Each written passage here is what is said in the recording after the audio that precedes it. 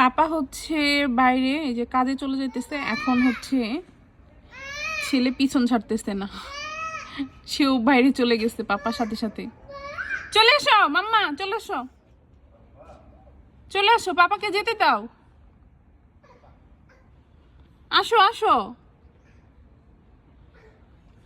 কই গেলা? এই অবস্থাই করে, বাসায় আসলেই সে হচ্ছে যেতে দিবে না। আসো আসো, চলে আসো,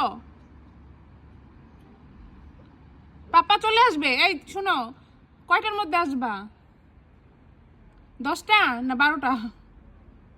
হ্যাঁ, কয়টার মধ্যে আসবা?